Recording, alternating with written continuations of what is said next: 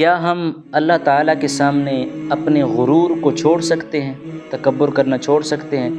دیکھیں، ہم کسی چودھری کے پاس چلے جائیں، کسی بڑے عہدیدار کے پاس چلے جائیں تو وہاں ہم ہاتھ باندھ کے کھڑے ہو جاتے ہیں، یا پھر اس کی عزت قدر کرنا شروع کر دیتے ہیں، ادب سے بولنا شروع کر دیتے ہیں، اپنے آپ کو جھکا لیتے ہیں۔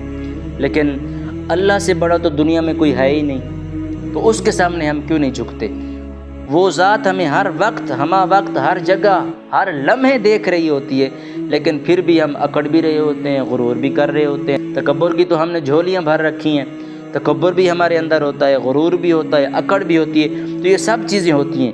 اللہ تعالیٰ نے تو ہمیں عاجزی و انکساری اپنانے کا حکم دیا ہے، اور حضور سید عالم صلی اللہ علیہ وسلم نے فرمایا کہ جو بندہ عاجزی اختیار کرتا ہے، جو بندہ اپنے آپ کو عاجز سمجھتا ہے، انکساری اپنے اندر لاتا ہے، اللہ تعالیٰ اس کو بلند کر دیتا ہے۔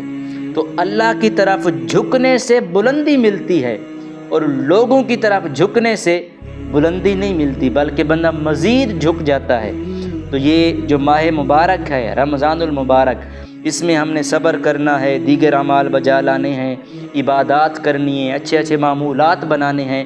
تو یہ ساری چیزیں عاجزی و انکساری ان کے اندر لازمی ہونی چاہیے، کہ اگر ان معمولات میں، عبادات میں، روزے میں اور دیگر کاموں میں اگر عاجزی و انکساری، اللہ تعالیٰ کا خوف اور اللہ تعالیٰ کی خشیت دل میں ہوگی، پھر یہ اعمال بجا لانے کا فائدہ بھی ہوگا، ثواب بھی دوگنا ملے گا۔ یہ رمضان المبارک ہمیں دل کی انکساری سکھاتا ہے، دل کی عاجزی سکھاتا ہے، کہ اپنے دل کو انکسار اور عاجزی کے ساتھ جو ہے وہ بھر لیں۔